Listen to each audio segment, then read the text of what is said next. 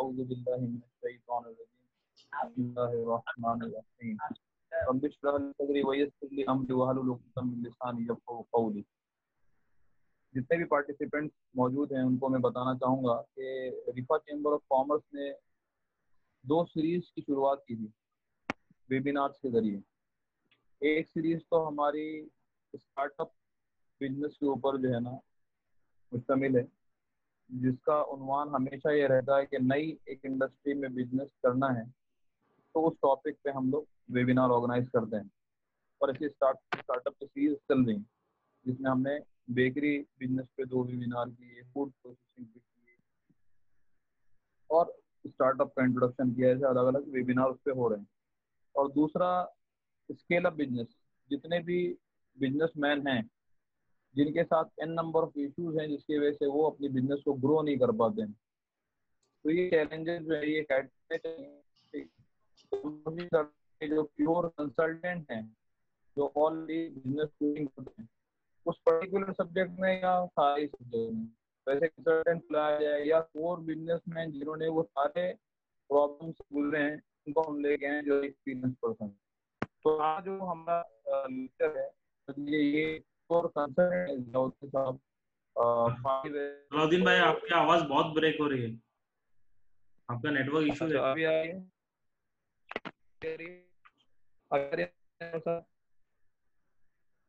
Hello, हाँ बोलिए, अभी बोलिए। हाँ, आपका वीडियो तो बंद कर आज दीजिए। जो हमारा वीडियो तो आज जो हमारा वेबिनार है वो इस टॉपिक पे है कि एक सक्सेसफुल बिजनेस के टूल्स क्या होते हैं। तो ये स्केल अप सीरीज का है, ठीक है। और आज जो हमारे मेहमान हैं वो जियाउद्दीन शेख साहब हैं, जिनको 24 इयर्स का एक्सपीरियंस है as a production engineer Mahindra and Mahindra में। और ये खुद भी अभी मैन्युफैक्चरर हैं, कंसल्टेंट हैं, जो समझ लीजिए मैन्युफैक्चरिंग में और सर्विस इंडस्ट्री में बहुत ज़्यादा काम आता है, लेकिन जिया ट्रेडर्स को भी इसमें गाइडलाइन देंगे। तो मैं हैंड ओवर करूंगा जिया साहब को कि आज का जो वेबिनार है know the tools of a successful business, इसकी शुरुआत करें। जज़ाकल्लाह खैर जिया साहब।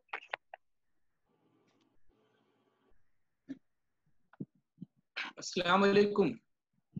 वालेकुम अस्सलाम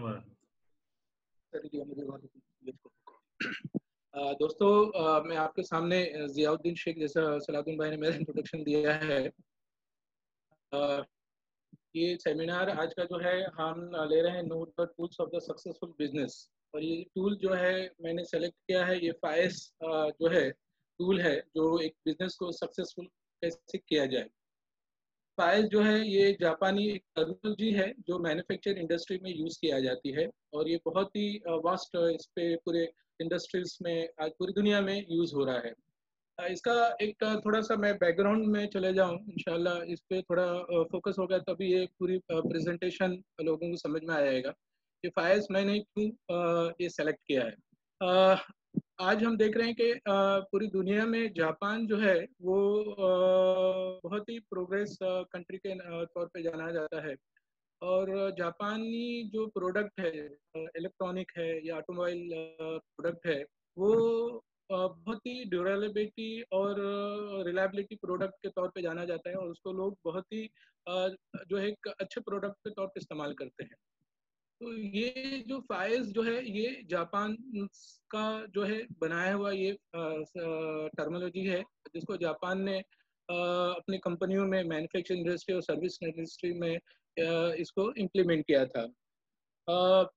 मैं जो है जो महिंद्रा में मैंने जो 24 एक्सपीरियंस है मेरा, अल्हम्दुलिल्लाह मैं महिंद्रा कंपनी एक मल्टीनेशनल कंपनी है, ऑटोमोबाइल बनाते हैं और बहुत सारे दूसरे। तो मैं ऑटोमोबाइल कंपनी में जॉब किया था और इसमें मैं बहुत सारे डिपार्टमेंट में भी रहा, जैसे कि मैं प्रोडक्ट डेवलपमेंट में रहा, कस्टमर केयर डिपार्टमेंट में रहा और आखिर जो है last quality assurance, vendor quality assurance में रहा। इसमें अल्हम्दुलिल्लाह अच्छा मेरा एक्सपीरियंस हुआ हर जगह पर और बहुत कुछ एज ए मल्टीनेशनल कंपनी के मुझे सीखने को मिला महिंद्रा में। और इसमें जो मैंने फाइनल जो अगर मैं कंक्लूड करूं कि क्या मैंने सीखा और क्या है, तो दो चीज़ है, हर कंपनी अपने एम्प्लॉयज़ को सिखाती है, एक टेक्निकल स्किल और एक सॉफ्ट स्किल, ठीक है। तो टेक्निकल स्किल जो है, जैसे प्रोडक्ट है, हमारी कंपनी का था ऑटोमोबाइल, तो ऑटोमोबाइल में ये चाहते हैं कि हमारे एम्प्लॉय कितने अच्छे हो जाए और प्रोडक्ट के ऊपर वो अच्छे से समझे, ठीक है। तो एज ए इंजीनियर मुझे बहुत अच्छा अपॉर्चुनिटी मिला टेक्निकली इसको समझने का, इसलिए प्रोडक्ट डेवलपमेंट डिपार्टमेंट भी मैंने काम किया। दूसरा है सॉफ्ट स्किल। सॉफ्ट स्किल में जो है ये ट्रेनिंग देती रहती है कंपनी, और सॉफ्ट स्किल में जो 4 बेसिक थिंग जो मैं समझता हूँ जो हर कंपनी अपने एम्प्लॉय के अंदर चाहती है, वो सबसे पहले चाहती है इंटीग्रिटी उसके एम्प्लॉय के अंदर हो, दूसरा है डिग्निटी हो, और डिसिप्लिन और डेडिकेशन, ये जो है हर एम्प्लॉय के अंदर चाहती है। और इसके लिए टाइम टू टाइम जो है कंपनी अपने एम्प्लॉय को ट्रेनिंग भी देती रहती है। तो अल्हम्दुलिल्लाह जो है मैंने ये समझा है कि अगर ये 4 चीज़ इंटीग्रिटी, डिसिप्लिन, डिग्निटी और डेडिकेशन, अगर ये कोई भी आदमी जो मैन्युफैक्चरिंग इंडस्ट्री में या सर्विस ऑर्गेनाइजेशन में इसके ऊपर अगर फोकस करता है, 4 सॉफ्ट स्किल है, मैं सॉफ्ट स्किल की बात कर रहा हूँ, तो सॉफ्ट, मेरी आवाज आ रही है सारे लोगों को सुनने में? जी जी अनवर भाई जी जी जी जियादीन हाँ भाई क्लियर है। हाँ, ये तो आपकी ये आवाज बहुत है। तो ये जो है सॉफ्ट स्किल अगर किसी बिजनेस एंटरप्रेन्योर के पास होना जरूरी है अपने बिजनेस को सक्सेसफुल करने के लिए।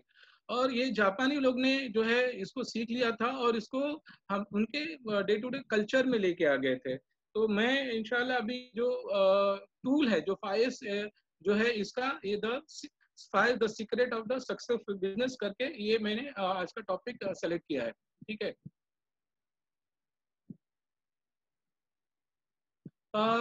मेरा नेक्स्ट जो स्लाइड जो आप देख रहे हैं, discovery of the Japanese success. लोगों ये जापान जो है 1980 के टाइम पे जो है 80% ऑफ द प्रोडक्ट जो इलेक्ट्रॉनिक था वो 80% पूरे वर्ल्ड में सिर्फ जापान बना रहा था इलेक्ट्रॉनिक, और मेड इन जापान ये एक ऐसा लोगो था, एक ऐसा ब्रांड था जो लोगों को इसके ऊपर पूरी तरह फेथ था, यकीन था। अगर इलेक्ट्रॉनिक में अगर कोई टीवी खरीदने जाए तो सोनी का टीवी खरीदेंगे, पैनासोनिक का टीवी खरीदेंगे, तो ये एक ब्रांड बन गया। और यहाँ पे एक वर्ड जहाँ पर है बैज ऑफ पेडिग्री। पेडिग्री का मतलब होता है कि आला नस्ल का, आला नस्ल का, इनका एक स्टेटस बन गया था, ब्रांड बन गया था। जापान भी प्रोडक्ट होता है वो एक आला नस्ल का होगा, उसके अंदर कोई भी खामी नहीं होगी, और इसलिए लोग जो है जापानी प्रोडक्ट के ऊपर जो है ब्लाइंडली वी कैन से वो उसको खरीदते थे। सेकेंड पॉइंट है, they had also become the second largest producer of automobile world in the world. Total automobile में जो है 40% इसका पूरा बिजनेस जितना भी वर्ल्ड में है, अगर 100 गाड़ी बनती है तो 40 गाड़ियां सिर्फ जापान की बनती है। और ये अपने गाड़ियां पूरे वर्ल्ड में बेचता है। अमेरिका में सबसे ज्यादा अगर गाड़ी बिकती है तो जापान की गाड़ी बिकती है, ठीक है। इंडिया में हम लोग देख रहे हैं सुजुकी, मारुति सुजुकी, ये ज्वाइंट वेंचर है सुजुकी के साथ। तो मारुति अगर यहाँ इंडिया में 50% मार्केट शेयर सिर्फ मारुति का है पूरे इंडिया में, यानी 50 गाड़ी सिर्फ मारुति अकेले इंडिया में बेचती है। 1,30,000 एवरी मंथ ये जो है मारुति बेचती है। ये आप समझे कितनी है इसका ब्रांड का ये है नाम। थर्ड है, अच्छा सोनी ले लो, Sanyo, Canon, Casio, Citizen, Fujifilm, Hitachi, Nikon, Panasonic, Sharp, ये सब जो है इलेक्ट्रॉनिक कंपनी, और हर कोई जानता है इसके ब्रांड के बारे में। ये सब जो है बहुत ही नामचीन ब्रांड है, पूरे मार्केट में अवेलेबल है। ऑटोमोबाइल कंपनी में है माजदा है, होंडा है, मित्सुबिशी है, निसान है, सुजुकी है, टोयोटा है, और तो है अदर्स, इस तरह से लिस्ट ऑफ कंपनीज है जो मार्केट में अवेलेबल है, ठीक है।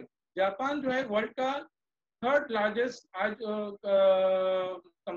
उसका इकोनॉमिक है, जो 6 ट्रिलियन यूएस डॉलर के ऊपर है, ठीक है। यूएसए और जो उसके बाद यूएसए फर्स्ट पे और सेकंड पे चाइना आती है 14 ट्रिलियन के ऊपर। इंडिया की इकोनॉमिक आज हम लोग देख रहे हैं 2.94, और इंडिया ने अपना टारगेट लिया है 5 ट्रिलियन का, तो 2023 तक के जो हम लोग का टारगेट है, और हम लोग 5th पोजीशन पे आ जा रहे हैं। तो जापान ने एक छोटी सी कंट्री, जापान जो मैं अभी स्टडी कर रहा था, जापान की जो टोटल आबादी है 12 करोड़ 64 लाख। एक जो महाराष्ट्र हमारा स्टेट है उसकी आबादी है 12 करोड़ 24 लाख। यानी ये एक हमारे महाराष्ट्र स्टेट से थोड़ी सी बड़ी पॉपुलेशन है, और आज पूरी दुनिया के ऊपर इसके जो है प्रोडक्ट एक राज कर रहे हैं मैं कहूँगा।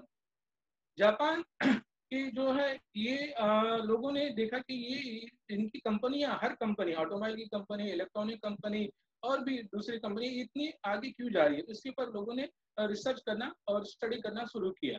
ठीक है, 40 साल पहले की बात है, 1980s में जब ये लोग ने रिसर्च किया तो इन्होंने पाया कि इसका जो सबसे मेन जो सीक्रेट है, इसको हर कंपनी जो आज जो प्रोग्रेस कर रही है वो एक फाइस सिस्टम। फाइस सिस्टम हर कंपनी ने वहां पे अपने ऑर्गेनाइजेशन में इम्प्लीमेंट किया हुआ है, और ये एक सीक्रेट है फाइस जो है हर कंपनी का प्रोग्रेस का। फाइस ने जो है पूरे जापानी फैक्ट्री के वर्किंग कल्चर को चेंज कर दिया। ठीक है, फाइस जो है उसको वेल ऑर्गेनाइज है, उसका फाइस सिस्टम ओरिएंटेड, जितनी भी कंपनियां हैं वेल ऑर्गेनाइज और फाइस सिस्टम ओरिएंटेड है। अच्छा, तो हर जो है वहाँ पे लोगों के अंदर जो जापानीज ऑर्गेनाइजेशन, उनका हर लोगों के अंदर क्लीनिनेस और ऑर्गेनाइज पैशन है। हर इसमें हर एम्प्लॉयज और एम्प्लॉय ये दोनों मिलके जो है उनके अंदर एक जुनून कहेंगे, पैशन, जुनून, क्लीनिनेस और ऑर्गेनाइज को लेके। एक स्लाइड में आप कर रहा हूँ, एक केस स्टडी था, किसी ने किया था। अब यहाँ पे कुछ पिक्चर्स है, जो पहली पिक्चर्स में हम देख रहे हैं कि ये बहुत ही मोरालिटी, यानी इनका अखलाक इतना अच्छा है कि लोग खंदा पेशानी से पेश आते हैं, लोग हर एक को रिस्पेक्ट इतना झुक के करते हैं।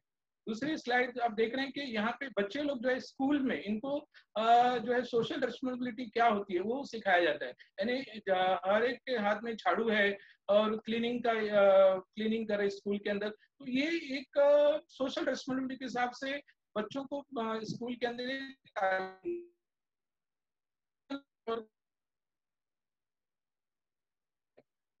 लोगों को जो है मोरल कैरेक्टर और इंटीग्रिटी हर एक इसके अंदर वहाँ के आवाम में है, जो एक केस स्टडी से मिला गया। डिसिप्लिन, वहाँ के लोगों में बहुत जबरदस्त डिसिप्लिन है। लोग जो है, आप ये देख रहे हैं जो लाइन है, जो मैंने इसको यहाँ पे है, ये जब जापान में बाढ़ आ गया था, सुनामी आया था, तो सुनामी के टाइम जो है लोगों को खाने की दिक्कत हो गई, तो लोगों को ये जो है खाना डिस्ट्रीब्यूट, तो जिस तरह देख रहे हैं आप, इस लाइन से लोग ले रहे हैं, कोई जल्दबाजी नहीं है, कोई धक्का मुक्की नहीं है, हर कोई डिसिप्लिन से अपने लाइन में खड़ा हुआ है।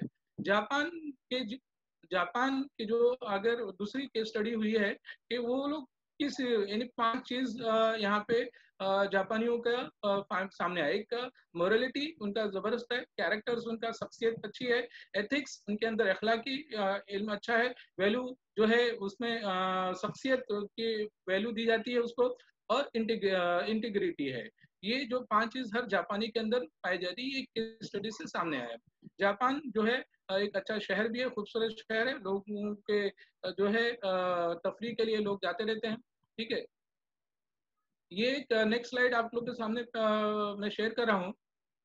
कप हुआ था, इस वर्ल्ड कप में जो है जापान ने किया था, और सेकेंड राउंड में और लेकिन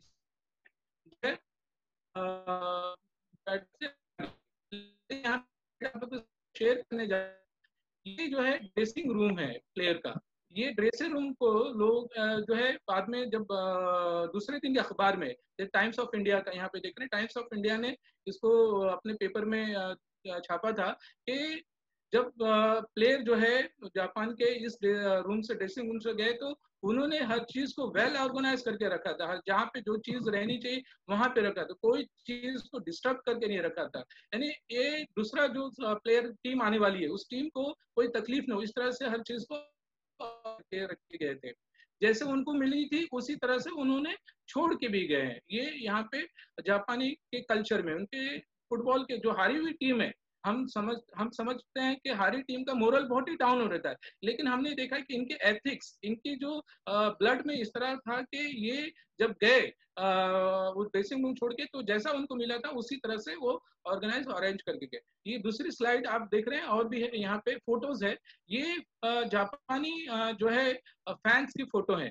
जापान जब मैच खत्म हो गया, मैच खत्म होने के बाद ये जापानी ऑडियंस जो फैंस है, वहां पे जो भी बिस्किट के पैकेट थे, पानी के बोतल से जो फेंके हुए थे, सब उठा उठा के जो है जमा कर रहे हैं। आप देख रहे हैं, ये पूरा पॉलिथीन बैग में जमा कर रहे हैं, और ये पॉलिथीन बैग में जमा करके फिर वो वहां पे डस्टबिन में फेंके। लोगों ने जब इनसे पूछा कि भाई आपकी टीम तो हार गई थी, आप तो इतना बड़ा जबरदस्त काम कर रहे हैं, पूरा स्टेडियम को आप क्लीन कर रहे हैं, तो ये ऐसा क्यों कर रहे हैं? तो बोले कि भाई ये अगर हम ऐसा छोड़ के जाएंगे तो लोग कहेंगे कि जापानी लोग ने जो है वो मैच हारने के बाद इस तरह का जो है बिहेवियर करके गए। तो ये जो है जापान के कल्चर में आ गया है, जापान के मैं कहूँगा ब्लड में, वे और आगे वे ऑफ लाइफ में बन गया था। हर जापान के आवाम में और उनके वहाँ के जो मैन्युफैक्चरिंग इंडस्ट्री है, सर्विस, सब लोग इसको फॉलो कर रहे हैं। ये एक सबक हमें जापान से लेना चाहिए, क्यों जापान आगे बढ़ रही है, इसके पीछे एक बहुत बड़ा फैक्टर्स है।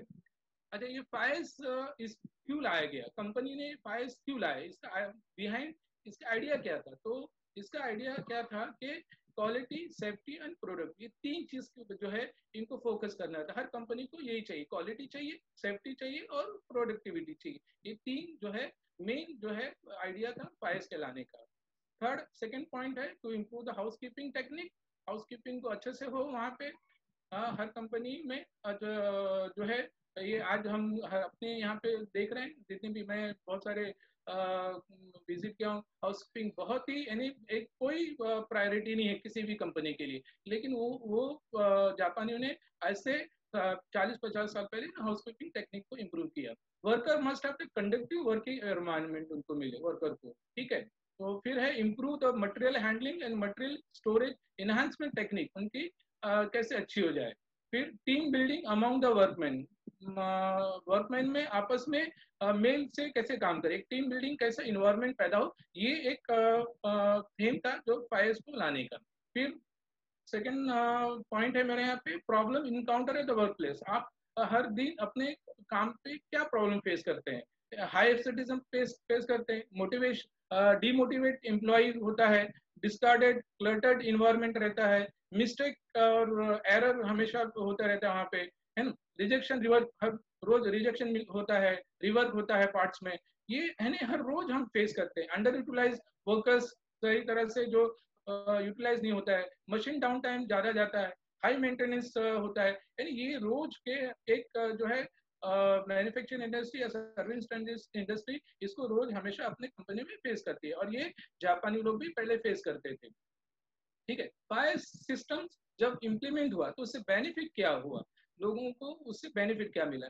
तो इसमें सबसे पहले जो इम्प्रूवमेंट हुआ है वर्क प्लेस का एफिशिएंसी हुआ, जहाँ मशीन का जो है डाउन टाइम कम हो गया, वर्कर का जो है काम करने की उसके अंदर सलाहियत बढ़ गई, क्वालिटी का जो है प्रोडक्ट का क्वालिटी प्रोडक्ट इंप्रूव हुआ, increase safety and moral of the workman हुआ, फायर से जो है एलिमिनेट वेस्टेज हुआ, promoting sense of pride in the workman for their work, यानी काम यानी वर्कर में उनके काम के लिए उसमें प्राइड महसूस करते थे लोग काम करने के, कि ये कंपनी में हम काम करते हैं। Develop good system of material handling and material storage, team building the among the workman, जो फाइज का मेन बेनिफिट है टीम बिल्डिंग, और ये बहुत जरूरी है किसी भी ऑर्गेनाइजेशन में टीम बिल्डिंग करना। और डिक्रीज प्रोडक्शन कॉस्ट इससे डिक्रीज हुआ है। फाइज सिस्टम बेनिफिट क्या क्या होगा इससे? Result in place, easier to manage, चीजों को अच्छे से मैनेज करने को होगा। Visual control to see the abnormalities, इसमें जो है विजुअल कंट्रोल के बहुत सारे जो है टूल्स यूज हुए हैं, जिससे जहाँ पे भी कहीं पे अगर एबनॉर्मलिटीज होगा तो वो लोगों को इजीली आइडेंटिफाई करेंगे और समझ में आ जाएगा। स्मूथ वर्किंग, नो ऑब्स्ट्रक्शन होगा, काम बहुत ही आसानी से चलेगा। Increase equipments life, machine down time जो है वो डिक्रीज है। एक्सीडेंट एंड मिस्टेक मिनिमाइज है होगा, create work place ownership, ownership जो है लोगों का जो वर्कमैन के अंदर एक पैदा होगी, और फाइनल कंपनी का इमेज इंप्रूव होगा। ये मेन बेसिक है कि फायर सिस्टम अगर इम्प्लीमेंट होता है कोई, तो इससे ऑटोमेटिकली कंपनी का इमेज इंप्रूव होगा। यानी अगर आप कस्टमर आपका प्रोडक्ट के लिए सेटिस्फाई है, तो ऑटोमेटिकली कंपनी का इमेज भी बढ़ता है, अच्छा होता है। फाइल्स के एडवांटेजेस क्या है? अगर ये आप फाइल्स अपने कंपनी में इंप्लीमेंट की, तो आपको इसके एडवांटेजेस क्या क्या होंगे? तो files is the starting point of the problem solving technique. Files जो है वो किसी भी प्रॉब्लम सॉल्विंग का फर्स्ट स्टेप है। अगर फाइल्स का क्या है, तो जितनी भी आपका पोकायो के ले लिए, काइजन ले लिए, 7QC टूल्स, ये सब जो है फाइल्स अगर जहाँ पे इम्प्लीमेंट है जिस कंपनी में, उसमें इजीली टू प्रॉब्लम सॉल्विंग का बहुत अच्छा से होता है। ये मेरा भी एक्सपीरियंस है, ठीक है। Help to implement of the lean manufacturing system. Lean manufacturing आज बहुत कंपनी जा रही है, lean manufacturing single flow concept में आती है। तो अगर फाइल्स आपने अपने कंपनी में इम्प्लीमेंट किया, तो लीन मैन्युफैक्चरिंग को भी इम्प्लीमेंट करने में इजी होगा। फोर्थ पॉइंट है, थर्ड पॉइंट है प्रिपरेशन ISO 9000 सर्टिफिकेशन। अगर कोई कंपनी अपने आप को चाहती है कि वो ISO 9000 सर्टिफाई हो, तो files is a good initiative. अगर वो अपने कंपनी में फाइल्स इंप्लीमेंट करता है, तो ISO 9000 सर्टिफिकेशन के लिए बहुत इजी हो जाता है, क्योंकि बहुत सारे जो ISO 9000 के क्लॉजेस है, वो फाइल्स उसको पूरा कर लेता है। Files is the useful for implementation, तो TPM other system improvement. Files जो है TPM टोटल प्रोडक्ट मेंटेनेंस और अदर सिस्टम है, TQM है, ये सब अगर कोई कंपनी चाहती है इंप्लीमेंट करने के लिए अपने ऑर्गेनाइजेशन में, तो फाइल्स जो है बुनियाद है, बेस है। अगर ये किसी ने फाइल्स अपने कंपनी में इम्प्लीमेंट किया है, तो इजीली ये सब हो सकता है कंपनी में। Impact of files the work place, इसका फाइनल इम्पैक्ट क्या होगा वर्क प्लेस के ऊपर अगर होता है तो? अगर आपने फाइल्स सही तरह से इम्प्लीमेंट कर दिया है, तो दो चीज आपको फाइनली इसका आपको मिलता है इम्पैक्ट। एक तो कस्टमर सेटिस्फेक्शन, सेकेंड है एम्प्लॉय सेटिस्फेक्शन। और ये बहुत बड़ी बात है, एम्प्लॉय और कस्टमर सेटिस्फेक्शन किसी के लिए। अगर, और ये कंपनी, हर कंपनी चाहती है कि उसका एम्प्लॉय सेटिस्फाई हो और उसका कस्टमर सेटिस्फाई हो। ये एक फाइनल डेस्टिनेशन अगर मैं कहूँगा किसी भी कंपनी के लिए है, ठीक है। तो यहाँ तक फाइल्स का ये था। अब हम देखेंगे फाइल्स क्या है। अभी तक हमने फाइल्स क्यों हुआ ये देख, अब फाइल्स क्या है इसके बारे में थोड़ा हम समझने की कोशिश करेंगे, ठीक है। Five S the name of the workplace organization method that uses a list of 5 Japanese word, that is a seiri, seiton, seiso, seiketsu and shitsuke. ये 5 जापानी वर्ड है जो फाइल्स के टर्म्स है, और ये सारे जो वर्ड है ये एस लेटर से शुरू है, इसलिए इसको फाइल्स कहा जाता है, ठीक है। फाइल्स का डेफिनेशन क्या है?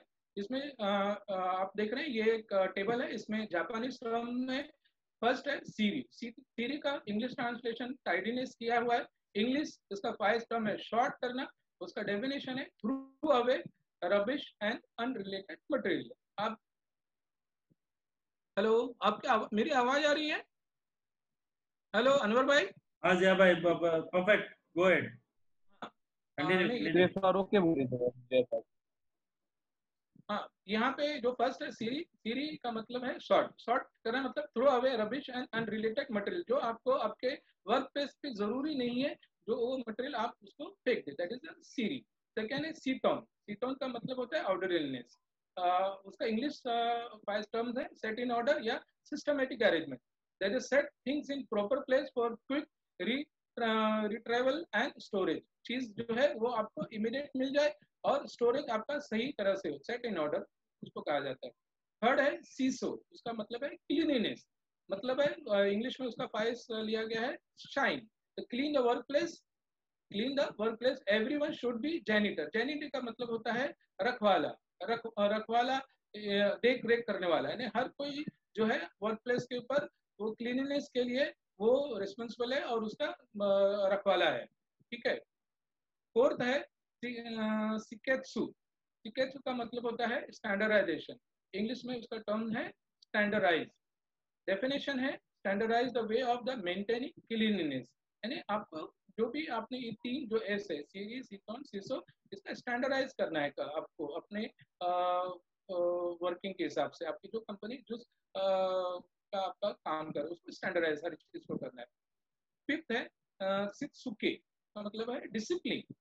और इंग्लिश में उसका मतलब आता है सस्टेन, उसको सस्टेन करना, make it way of the life, make it is the way of the life, this mean the commitment. यानी फाइज जो है वो फाइनल जो है आपका इसके ऊपर ही मेन फोकस है, ये आगे देखेंगे हम अपने स्लाइड्स में, ठीक है। नाउ कम टू द यहाँ पे फर्स्ट इज, मैंने सीरी के क्या है, remove and clear unwanted things from the work place, to clearly divide object into two groups, that is those items that are needed and those items that are not needed। ये जो है आपके work place पे चीजों को दो चीज में आपको बांट लेना है ना। एक चीज जो है आपकी जरूरत की है, दूसरी चीज जो है जो जरूरत की नहीं है, ठीक है। इस तरह से आपके वर्किंग प्लेस के ऊपर करना है। उसमें मैंने यहाँ पे कुछ एक्सपीरियंस के हिसाब से मैंने आइडेंटिफाई की क्या चीज आपको देखना है, आइडेंटिफाई करना है। जैसे वर्क इन प्रोग्रेस पार्ट्स है, WIP पार्ट्स है, टूल्स है, टूलिंग्स है, मेजरिंग डिवाइस है, कंटिजेंसी पार्ट है, यानी आपने ऐसे पार्ट्स ला के रखे बहुत ही एजेंसी में आप यूज हो, ठीक है। ये ऐसे पार्ट्स है बहुत सालों से आप पड़े रहते हैं, जब यूज नहीं होते। सेल्फ्स एंड लॉकर्स है, जो ऐसी टूटे फूटे कंडीशन में कहीं ना कहीं पड़े रहते हैं कोने पे। Parts lying at the passage and corners, walls and bulletin boards not in use. हम अक्सर कंपनी में देखते हैं इस तरह से कहीं ना कहीं मंजर दिखाई देता है। Computer hard disk not in use, parts lying beside pillar and under stair, यानी हर कहीं पे अगर कंपनी में नजर डालेंगे तो इस तरह से पिलर्स के नीचे, अंडर स्टेयर, ये सब पार्ट्स अब आपको मिलेंगे ही जहाँ पे फाइल सिस्टम नहीं इम्प्लीमेंटेड। डैमेज फ्लोर है, पिट्स डैमेज है, पार्टीशन नहीं बराबर नहीं है, इस तरह से बहुत सारी चीज है जो होते हैं, हमने हर कंपनी में हम लोग ऑब्जर्व करते रहते हैं, ठीक है। Yellow and red tagging of the material, जो है मटेरियल आपने नीडेड और अननीडेड दो कैटेगरी में आपने मटेरियल को डिवाइड किया है। तो जो अननीडेड आइटम्स है उसको उसको भी दो हिस्सों में बांटना है। एक है suspected item may be use, उसको may be use, that is उसको येलो टैग आपको देना है। सेकंड है rejected item, that is not use for permanently, तो प्रोवाइड द रेड टैग, इसको आपको रेड टैग देना है, ठीक है। तो ये अननीडेड आइटम्स को और अच्छा, ये जो है स्टोरेज, ये स्टोरेज प्रैक्टिस आप स्लाइड पे देख रहे हैं। इसमें लेफ्ट साइड पे फ्रीक्वेंसी ऑफ यूज और राइट साइड पे स्टोरेज मेथड। ये स्टैंडर्ड जापानी लोग ने बहुत पहले इसको बनाया था। तो यहाँ पे हम अगर देखते हैं कि इसको भी फ्रीक्वेंसी ऑफ यूज को लो, एवरेज और हाई में डिवाइड किया है। अभी लो क्या है, things you have not use in the past 1 year, things you have not use in the past 1 year, that is storage method क्या रहेगा, उसको थ्रो देम आउट, उसको आप बाहर ही फेंक दे, उसको कभी आप यूज ही नहीं होगा, आप ये समझ लीजिए। That is a standard practice in Japan और अदर्स जहाँ पे फाइज इंप्लीमेंट हुआ है। यूज यानी आपने 1 साल से उस चीज को इस्तेमाल नहीं किया, उसको फेंक ही दें आप। Things you have use once in the 6 to 12 months, तो स्टोर एट अ डिस्टेंस और कीप इन स्टोर एरिया। इसको जो है आप अगर 6 से 12 महीने में वो आपकी चीज इस्तेमाल में हो रही है तो आप उसको स्टोरिंग, वो येलो टैग उसको लग जाएगा, ठीक है। और वो स्टोर में आप कहीं पे अच्छी उसको प्रिजर्व करके रख सकते हैं। फिर एवरेज है, तो एवरेज क्या है, things you have use only once in the last 2 to 6 months, कुछ चीजें जो है 2 से 6 महीने में आप इस्तेमाल, तो उसको कैसे स्टोरेज मेथड है, store in the central place in your zone, यानी ऐसी जगह पे रखें जहाँ पे वो स्टोर में आप जब जरूरत हो वो आप लेके आ जाए, ठीक है। फिर है things use more than once a month, यानी कुछ चीजें आप महीने में एक से ज्यादा बार इस्तेमाल किए, तो store in a central place in your zone, यानी उसको भी आप ऐसी जगह पे रखें जहाँ पे आप उसको इजीली ला सकते हैं। फिर कुछ चीजें जो हाई कैटेगरी के, things use once a week, यानी वीक में आपको वो यूज होना ही होना है, तो store near the work place, जहाँ पे आप काम कर रहे हैं उसके नजदीक आपको उस पार्ट्स को रखना है, उस चीज को रखना है, यानी आप इजीली आप अवेलेबल हो जाए। और थिंग यूज डेली और hourly, store near the work place, इसको भी आपके काम के ही पास रखना है। ये कहीं मतलब उसके लिए आपका वर्कमैन को परेशानी हो, तो ये आपको स्टोरेज प्रैक्टिस है, ये मेथड है जो आप अपने कंपनी में यूज करें। रेड टैगिंग टेक्निक क्या है, रेड टैगिंग टेक्निक के लिए यहाँ पे इन्होंने कहा है कि ask staff to go through the every item in the workplace, ask if needed and those that are not needed, not quantity, quantity है ना, इस आपके स्टाफ को जो है कंपनी के फैक्ट्री के हर जगह उनको बोलना है जाने के लिए, और हर चीज को देखना है कि उसको जरूरत है नहीं जरूरत है, ठीक है। उसको कैटेगरी में नीडेड और अननीडेड कैटेगरी में उसको डिफरेंस करना है, ठीक है। नॉट नीडेड को जो है उसको रेड टैग लगाना है, और रेड टैग लगाकर उसको जो है एक रेड टैग का एरिया आपके जो है जहाँ पे अगर समझो आपकी कंपनी में दो है, एक तो मशीन शॉप है, दूसरा असेंबली शॉप, तो मशीन शॉप के लिए जो है उसका एरिया अलग रहेगा और रेड टैग का, और असेंबली शॉप के लिए अलग। ऐसा नहीं कि दोनों का एक ही रेड टैग एरिया, दोनों के अलग अलग एरिया रहेंगे। तो जहाँ असेंबली का जो आइटम्स है नीडेड और अननीडेड वो अलग होगा, तो नॉट नीडेड जो आइटम उसको रेड टैग लगा के असेंबली एरिया में रखा जाएगा। वहां पे आपका एक जैसे यहाँ पे एक मैंने एक पिक्चर बताया कि रेड टैग का files red tag holding area, ठीक है। इस तरह से आपको एक एरिया डिफाइन कर देना है उस पार्ट्स को रखने के लिए।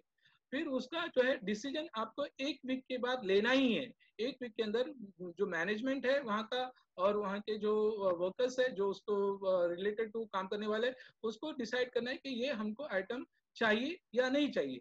नहीं चाहिए तो उसको डिस्कार्ड करना है, और चाहिए तो उसको रिटर्न टू स्टोर में या उसको काम की जगह पे भेजना है। तो रेड यहाँ पे बहुत इंपॉर्टेंट है रेड टैग के लिए, कैसे रेड टैग करना है, ठीक है।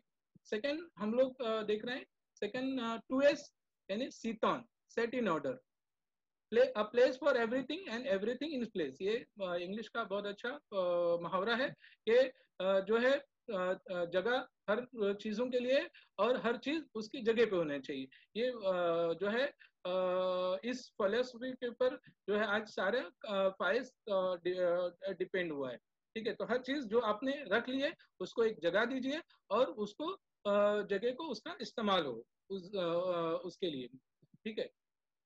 कैसे how to achieve the systematic arrange या सेट इन ऑर्डर कैसे अचीव कर सकते हैं हम लोग, तो decide how things should be put away, यानी आपने जो चीज रखे उसको कैसे रखा जाए। यानी आपके कंपनी में जो चीज बन रही है उस हिसाब से आपको सोचना है कि ये चीज मुझे कहाँ पे रखनी है। जैसे कि हमने देखा कि जो चीज आपको आवरली यूज हो रही है या वीकली यूज हो रही है तो उसको कहाँ पे रखना है।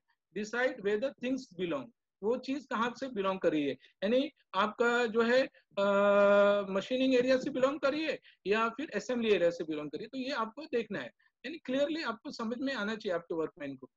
उसकी यूसेज फ्रीक्वेंसी है, जैसे यूसेज प्रैक्टिस हमने देखा है, फ्रीक्वेंसी कितने यूज हो रहा है वो। वेट और शेप ऑफ द मटेरियल, इसमें आपको जब सेट इन ऑर्डर में देखेंगे तो वेट और शेप का भी बहुत इंपॉर्टेंट है। आगे एक स्लाइड आएगा जिसमें आपको मैं समझाऊंगा कैसे उसको किया है। कैटेगराइज मतलब जो है किस कैटेगरी का, ऑयल कैटेगरी का है या मेटल में है या प्लास्टिक कैटेगरी का, तो वो हर एक जिसको उसके कैटेगरी वाइज आपको ये मटेरियल को डिफरेंस करना है। ऑपरेशन वाइज है, यानी ग्राइंडिंग ऑपरेशन का है या टर्निंग ऑपरेशन का है या मिलिंग ऑपरेशन का है, तो वो चीजों को उस हिसाब से ही वहाँ पे अरेंज करना है, आपको सेट इन ऑर्डर करना है। चीज अब आपने चीजों को रख लिया है तो आउटलाइनिंग और प्लेसमेंट मार्क, उसको आउटलाइनिंग ये बहुत इंपॉर्टेंट है फाइल्स के अंदर, आउटलाइन भी करना है और मार्क जो है चीजों को तो उसको डिफाइन करना है कि क्या चीज रखा है आपने। स्टैंड और स्लीव्स को उसको अरेंज सही तरह से करना है, ये आगे भी एक स्लाइड में आपको मैं शेयर करूंगा। वायर और ट्यूब्स जो है उसको सही तरह से बांध के और टाई करके उसको रखना है। ये इधर उधर हम देखते हैं हैंग हुआ रहता है बहुत सारे जगह पर, आपने देखा भी होगा कि उसको कैसे अरेंज करके रखते हैं, ठीक है। नेक्स्ट है work place check point. Work place अगर ये सेट इन ऑर्डर करते हैं तो एक चेक पॉइंट 5 पॉइंट लिया और भी बहुत सारे चेक पॉइंट्स है। यहाँ पे क्या चेक पॉइंट्स है, position of the aisles and storage place clearly mark, यानी आइल्स को जो चलने की जगह है और स्टोरेज प्लेस है उसको सही तरह से मार्क होना चाहिए, ठीक है। Tool classified and store by the frequency of use, tools उसको हर चीज हर टूल्स को जो है क्लासिफाइड होना चाहिए, बोल्ट है नट है ये सब क्लासिफाइड होना चाहिए। पैलेट स्टैक करेक्टली, जो पैलेट है आपके कंपनी में उसका स्टैकिंग करेक्टली होना चाहिए। सेफ्टी इक्विपमेंट इजीली एक्सेसिबल होना चाहिए, फ्लोर इन गुड कंडीशन होना चाहिए। यानी ये एक चेक पॉइंट्स है सेट इन ऑर्डर के, और भी बहुत सारे चेक पॉइंट्स है जो आप एक्सेल शीट है मेरे पास, उसमें कभी चाहिए तो शेयर कर लूंगा। ऑफिस, अच्छा सेट इन ऑर्डर में एक मैंने पिक्चर्स आपके सामने शेयर कर रहा हूँ कि ये रैक है, रैक के ऊपर जो है कुछ चीजें रखी है और उसको डिस्प्ले है C1 तो C1 का ही बॉक्स रखेगा, ये C2 का बॉक्स नहीं जाएगा। तो इस तरह से आपने रैक के ऊपर आइडेंटिफाई कर दिया कि भाई कौन सी चीज आपको रखनी है यहाँ पे। फिर आप देख रहे हैं ये फाइल है, फाइल को भी जो है कलर कोडिंग है, और वो 2 कलर कोडिंग है। ये 2 कलर कोडिंग क्यों दिया गया है? क्योंकि ये फाइल जो है वो उल्टी नहीं बैठ जाए, उल्टी सीधी नहीं बैठे, इसलिए ये। और 2 कलर, और हर जो है रैक के ऊपर जो फाइल है उसको अलग अलग कलर कोडिंग से डिफाइन किया हो गया। तो ये एक ऑफिस के लिए एक है अरेंजमेंट, ठीक है। फिर बाद में ये ड्रॉर में जो है A1 A2 से भी आइडेंटिफाई, और बहुत सारे ड्रॉ में जो है फाइल को सिस्टमेटिकली 1 2 3 4 करके रखते हैं यहाँ पे, और लिस्ट लगा के रखते हैं यहाँ पे कि 1 नंबर फाइल कौन सी है, 2 नंबर फाइल कौन सी है। इस तरह से ये ऑफिस के अंदर फाइल्स का इस्तेमाल होता है, ठीक है। और जब ये आपने रैक और स्लेब्स रख दिया है तो इसको आउटर लाइनिंग किया है, ठीक है। तो ये अपनी जगह पर से यहाँ से, और ये शिफ्ट नहीं हो, आगे पीछे नहीं हो, ये बहुत जरूरी है आउटलाइनिंग करना इसका। अच्छा, ये एक बहुत अच्छा स्लाइड में शेयर कर रहा हूँ, ये महिंद्रा कंपनी के अंदर का ही है, और ये वर्किंग टेबल है। इस वर्किंग टेबल के ऊपर जो है आप देख रहे हैं ये गेज है रखा हुआ है, और गेज जो है अलग अलग टाइप का है। तो देख रहे हैं ये जो एक वर्किंग टेबल है, इसके नीचे के हिस्से पर जो है यहाँ पे देख रहे हैं, नीचे के हिस्से पर जो हैवी वेट का जो गेजेस है वो नीचे रखा है, और उसके लिए उसने उसको, ये वर्कमैन ने, जो वहाँ के एम्प्लॉयज है, वर्कमैन है, उन्होंने ये सब बनाया हुआ है, ये कोई बाहर से नहीं बनाया, इंटरनली वर्कमैन ने, जो उनके पास टाइम खाली मिलता है उस टाइम ये सब बना के लेते हैं लोग। तो यहाँ पे इन्होंने अरेंजमेंट किया हुआ है सारे टूल्स को नीचे की तरह, नहीं हैवी है तो इजीली वो पिक हो सके। उससे थोड़ा वेट वाला है तो ये जो है ऊपर के, इसके ऊपर रैक के ऊपर रखा हुआ है, ठीक है। ये भी जो गेजेस है, इसको गेजेस को अरेंज करके, अब आदमी सबसे ऊपर एक छोटा सा रैक है, यहाँ पे जो है छोटे छोटे पार्ट्स जो बहुत ही कम इसके फ्रीक्वेंसी में यूज होंगे, आप देखें कि सेट इन ऑर्डर में हमने अरेंज करना है कि अपने टूल्स को, अपने पार्ट्स को कैसे वो एक्सेस हो, वर्कमैन को उसको ज्यादा फटीग नहीं लगे, उसको ज्यादा मेहनत नहीं करे, ठीक है। ये एक एक्चुअल पिक्चर है जो महिंद्रा कंपनी में एक शॉप फ्लोर का मैंने लिया था, ये मैंने ही पिक्चर लिया था, ठीक है। दूसरे एक वर्क स्टेशन का है, यहाँ पे आप देखें सारे टूल्स किस तरह से अरेंजमेंट करके, ये गेजिंग वगैरह, बोर्ड आयल गेज वगैरह है, ठीक है। यहाँ पे हैमर है, तो उसको हर एक को एक जगह दिया है, हर एक को जगह दिया, और वो अपनी जगह पर वो रखा हुआ है, यानी कहीं फेंका हुआ नहीं है, और उसकी लाइफ भी, उसकी लाइफ बढ़ेगी, ठीक है। ये जो है हैंग करके, इसको हैंग करके अगर नीचे रखेंगे तो ये डैमेज होगा, ये जो हिस्सा जो है ये डैमेज होएगा, इसलिए इसको हैंग करके रखें। तो हर चीज को सही तरह से अरेंज किया गया है।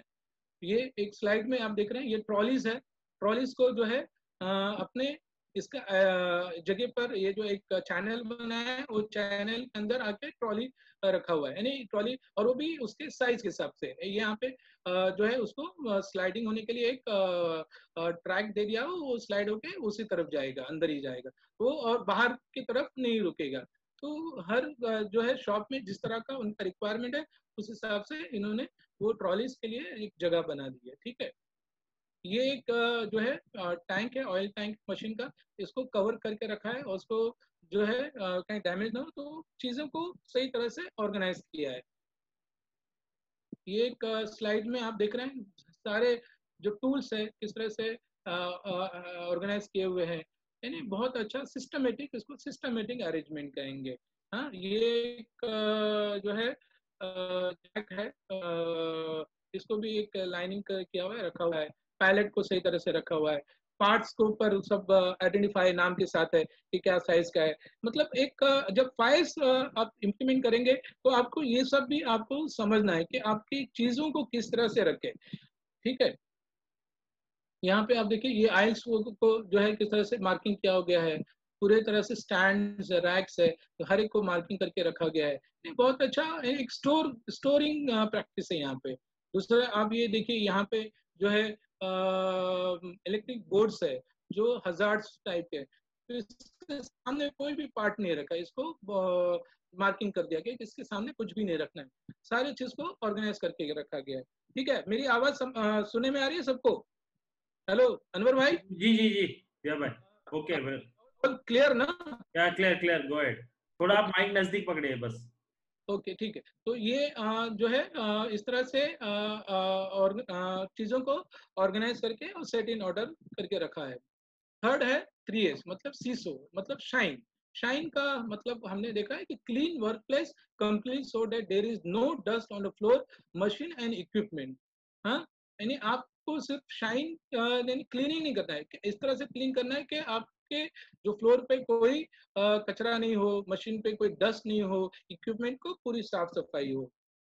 इसमें एक्टिविटी क्या होगी, कीप वर्क प्लेस स्पोर्ट्सली क्लीनिंग, पूरी अच्छी तरह से क्लीन होना चाहिए। इंस्पेक्शन वाइल क्लीनिंग, अभी यहाँ पे जो है मेन वर्ड है इंस्पेक्शन वाइल क्लीनिंग। सिर्फ क्लीनिंग नहीं करना है, आपको इंस्पेक्शन भी करना है कि जब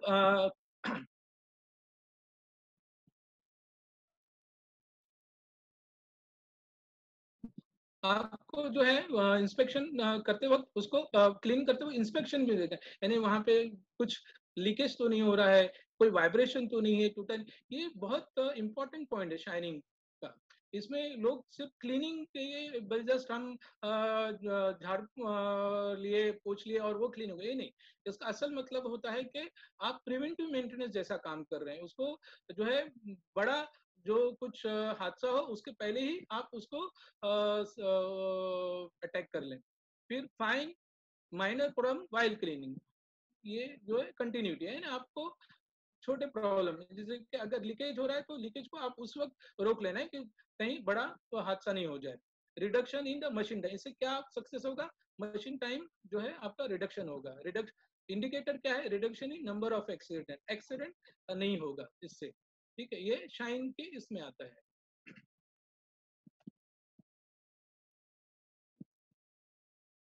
नेक्स्ट है, here the cleaning means more than the just keeping the thing clean।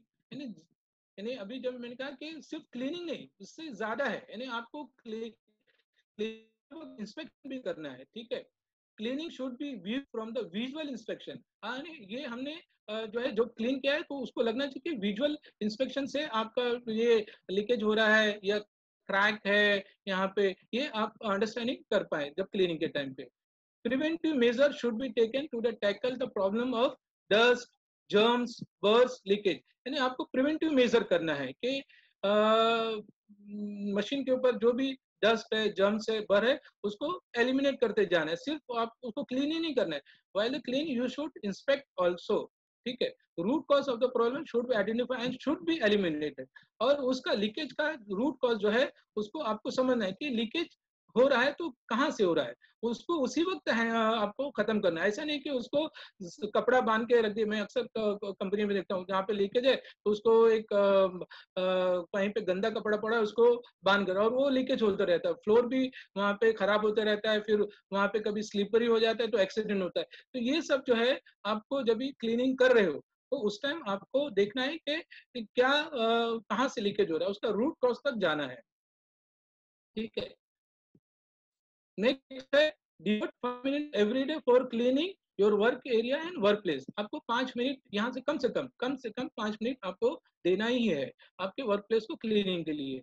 Everyone participate, आप जो है कंपनी का जो हर आदमी, जैसे वहां पे अगर मैनेजर है, सुपरवाइजर है और स्वीपर है, ये सब का पार्टिसिपेंट होना जरूरी है। ठीक है, हमारे कंपनी में, मैं महिंद्रा कंपनी में था तो वहां पर जो प्लांट हेड था, प्लांट हेड जो वीपी वाइस प्रेसिडेंट लेवल का, तो वो भी हमारे कंपनी में शॉप फ्लोर में आता था। उसका टाइमिंग था, ये टाइमिंग पे ये सर का जो है और ये मशीन है और ये मशीन के ऊपर ये आएंगे, तो वो आके अपना काम करके जाते। तो ऐसा मतलब हर एक का पार्टिसिपेंट होना जरूरी है इसमें।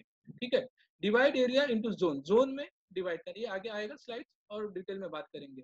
Tools and equipment must be own by the individual, यानी टूल्स है, इक्विपमेंट मतलब मशीन जो है वो हर एक के नाम पे होना चाहिए कि ये फलाना जो है ग्राइंडिंग मशीन है या मिलिंग मशीन है, ये इसकी ओनरशिप इस आदमी की और वो उसको क्लीन करेगा। डिफाइन रिस्पॉन्सिबिलिटी फॉर रिस्पॉन्सिबिलिटी जरूरी है हर मशीन के लिए या जगह के लिए, यही आदमी काम करेगा और उस टाइम पे काम करेगा। Attack hard to clean place regularly, यानी यहाँ पे attack hard to clean place regularly, खास तौर पे ये मैंने किया कि लोग जो है ऐसे मशीन के ऐसे एरिया जहाँ पे हम एक्सेस नहीं कर पाएंगे वो एरिया को छोड़ देते हैं, और मालूम पड़ा उसी एरिया में जो है वो प्रॉब्लम चालू हो गया है, तो वो attack to hard clean place regularly, उस जगह को हार्ट प्लेस को क्लीन यानी जरूरी है वहां पे करना। ये भी महिंद्रा कंपनी का अंदर का एक वॉशिंग मशीन है। वॉशिंग मशीन का पिक्चर यहाँ पे आपके सामने है। इसमें जो है वर्कर ने एक बहुत अच्छा देख रहे हैं, ये एक पेंटिंग किया हुआ है, और इसमें जो है एक गांव का सीन है, ट्रैक्टर है और बच्चा और माँ जो है वो कुछ कर रहे हैं, और वहां पे क्या किया गया है कि ये जो कूलेंट है इसके अंदर टैंक के अंदर जो वॉशिंग टैंक है, तो उसका low level, medium level, high level, इस तरह से उसको जो है देखना है। तो ये आई कैचिंग, इसको बोलते हैं कि विजुअल रिमाइंडर, यानी आपने जब वहां पे गए तो ये तो आप देखेंगे कि भाई यहाँ पे बच्चा लोग है नहीं, गांव का सीन है, और वो आपके नजर में आ जाए कि ये कहाँ पे कूलेंट का लेवल है, ठीक है, हाई में है या लो में है या इसमें, तो ये आई कैचिंग होता है, और हर चीज को उसके नाम के साथ आइडेंटिफाई किया है, ठीक है, देख रहे हैं सारे चीज को आइडेंटिफाई किया है। इसी मशीन का जो है चेक शीट है, क्या चेक करना है, ये सब उसके ऑपरेटर के लिए बनाया गया है, और यहाँ पे सारे जो मेजरिंग गेजेस है, जैसे प्रेशर है, उसको कहाँ पे क्या रखना है, यानी हर चीज को आइडेंटिफाई किया गया है, यानी वर्कमैन को जब काम करने वाला है तो उसको कोई भी दिक्कत नहीं हो काम करने के लिए, ठीक है, इसको विजुअल रिमाइंडर साइन कहते हैं। शॉप फ्लोर में देखिए एक कंपनी का एक पिक्चर है, यहाँ पे मैंने शेयर करा आपके साथ, बहुत अच्छे से फ्लोर को किया है उसने, फ्लोरिंग किया है, ठीक है, फ्लोर के हर चीज़ों को मार्किंग किया हुआ है, चीज़ों को सही तरह से प्लेसमेंट है, तो एक आइडियल जो वर्किंग प्लेस होना चाहिए वो एक कंपनी दिखा रही है। फोर्थ है 6 यानी स्टैंडर्डाइजेशन, 4S, ठीक है, तो setting up the standard norms for the NEET and clean work place and detail of how maintain the norms, इसको हम जो है चीजों को कैसे रखें, ये इसका स्टैंडर्ड हमें बनाना है इस आपको, ठीक है, और इसके अंदर क्या क्या एक्टिविटी क्या है, इनोवेट विजुअल मैनेजमेंट, खास तौर पे विजुअल मैनेजमेंट जो हमने अभी शेयर किया महिंद्रा का, विजुअल मैनेजमेंट जितना अच्छा होगा उतना अच्छा, और स्टैंडर्ड उसको कलर कोडिंग वगैरह दीजिए, early detection of the problem and early action होगा, ठीक है, increase in five S indicator, success क्या है, इंक्रीज इन फायर्स अच्छा होगा, इसका बढ़ेगा। स्टैंडर्ड्स में maintain the improvement standard of first three, 2S सीटॉन और 3S दैट इज सीसो, ये तीन जो है आपको स्टैंडर्ड पहला आपको बनाना है, इस तीन के ऊपर आपका फोकस होगा, ठीक है, ये जब स्टैंडर्ड बन जाएगा तो आपको काम करने के लिए इजी होगा आपके वर्किंग एरिया में। Make it easy for everyone to identify the state of normal और एबनॉर्मल कंडीशन, आपको नॉर्मल और एबनॉर्मल कंडीशन क्या है वो आपको सही तरह से डिफाइन करना है वर्किंग एरिया में। Generated maintenance system for the first create, maintenance system जैसे क्या आपको सॉर्टिंग करना है, सेट इन ऑर्डर और शाइनिंग, ये 3S के ऊपर आपको स्टैंडर्ड बनाना है। It has been estimated by the scientific study that 60% of the all human activity started with the sight, यानी एक सर्वे के हिसाब से ऐसा प्रूव है कि 60% जो है वो इंसान काम करता है किसी देखकर, हाँ देखकर, अगर उसको दिखाई दिया तो वो काम करना करेगा ही वो, ये 60% है साइंटिफिक स्टडी से। फाइज इजी टू डू वंस, फाइज जो है एक बार करना इजी है, but it is consistency that is a difficult, इसको कंसिस्टेंसी से करना डिफिकल्ट है लोगों को, और यही मेन पार्ट है इसका। नेक्स्ट स्लाइड है develop procedure schedule and practice, आपको स्टैंडर्ड में develop procedure schedule and practice कैसे आपके कंपनी के हिसाब से आपको बनाना है। Continues to assess the use and disposal of item, आपको हमेशा जो है शॉर्टिंग का रखना ही है, यानी आपको देखना है कि कौन सी आपकी चीज हमेशा यूज हो रही है और डिस्पोज करना है। Regularly audit using the checklist and measure of the housekeeping, आपको रेगुलरली ऑडिट करना है आपके वर्किंग एरिया का। Real challenge is keeping it clean, main challenge है चीज आपने एक बार कर दिया, सॉर्टिंग कर दिया है, सेट इन ऑर्डर हो गया, लेकिन जो शाइनिंग है, क्लीनिंग, इसको मेन चैलेंज है किसी भी कंपनी में रखना, ठीक है। Visual management is so important so that everybody will know there is no problem. जैसे कि हमने वॉशिंग मशीन का देखा, वहाँ पे विजुअल मैनेजमेंट, तो ये बहुत जरूरी है विजुअल मैनेजमेंट। ये एक स्लाइड है जहाँ पे आप देख रहे हैं कि हर कोई स्टैंडर्ड के हिसाब से काम कर रहा है। What is visual control communicate? क्या communicate करते हैं? It grabs one or more of our sense in orders. जब विजुअल कंट्रोल होगा तो हमारे सेंस को एक चीज पकड़ लेगा। Alert to the abnormalities, help to the recover quickly, promote observation and prevention, enable success, self management. ये जो है आपको इजीली जो है आपको समझ में आ जाएगा, यानी जब विजुअल मैनेजमेंट करेंगे तो। Some method of visual communication क्या है? कलर कोडिंग है, यूज ऑफ लेबल्स है, डेंजर अलर्ट्स है, indication where the things should be put, direction arrow marks, transparent cover है, परफॉर्मेंस इंडिकेटर है। यानी विजुअल मैनेजमेंट के लिए कुछ चीजें इस्तेमाल होती है, ये मैंने यहाँ पे बताया है, ठीक है। ये एक और भी महिंद्रा कंपनी का है, एक मशीन शॉप का है। यहाँ पे पीछे के मशीन शॉप के इसमें जो है हाइड्रोलिक मोटर है। हाइड्रोलिक मोटर अक्सर जो है वो माल फंक्शन होती है, बंद हो जाती है। तो इसमें ये जो है हेलीकॉप्टर जो है, वहाँ के वर्कमैन ने एक इधर हेलीकॉप्टर लगा दिया है। तो जब ये मोटर चलता रहेगा तो हेलीकॉप्टर का फैन जो है वो चलता रहेगा। अगर ये फैन बंद है तो मोटर बंद है, तो मतलब कुछ तो बड़ा गड़बड़ हो रहा है। तो ये जो है बहुत अच्छा, यानी वर्कमैन की अपनी सोच है, यानी उसने ये अपने जो है इनोवेशन कहेंगे, यहाँ पे अपना इनोवेशन आइडिया लाया है। ये एक और एक स्लाइड में आप देख रहे हैं, यहाँ पे जो है भी मोटर है, वो ऑयल टैंक है। ऑयल टैंक के ऊपर ये मोटर है, और ये मोटर के ऊपर जो है झूला लगा दिया है, और ये झूले के ऊपर जोकर बैठा हुआ है, और ये गोल गोल घूमता रहेगा। अगर ये मोटर बंद होगा तो उसका झूला बंद है। तो मतलब ये विजुअल कैच है, यानी इस लोगों को समझ में आएगा कि मोटर जो है बंद हो गया है और इमीडिएट उस पर एक्शन हो जाएगा। तो ये सब जो है हर अपने कंपनी के हिसाब से लोग इसको विजुअल मैनेजमेंट के हिसाब से बनाते हैं। एक और अच्छा है, यहाँ पे देख एक चिप्स कन्वेयर है। चिप्स कन्वेयर के ऊपर ये बहुत ही अट्रैक्टिव जो है मोर जो है यहाँ पे किया है, और यहाँ पे उसका पंख है। मोर को जो है, मोर के पंख को जो है ये लिंकेज लगा दिया है। जब ये चिप्स कन्वेयर चलता रहेगा तो इसका मोर का पंख भी चलता रहेगा। तो बहुत ही अच्छा अट्रैक्टिव है, मतलब इसको अट्रैक्टिव वेज में ऐसा बनाए कि लोगों को आई कैच हो, ठीक है ना। तो ये जो है जो वर्कमैन है, तो वहाँ पे काम करने वाले मशीन के ऊपर, वो लोग ने अपना आइडिया दिमाग लगा के ये सब किया है, और ये इन हाउस ही सब डेवलप है, ये कहीं बाहर से नहीं किया है, ठीक है। तो ये विजुअल कंट्रोल कम्युनिकेशन है। ये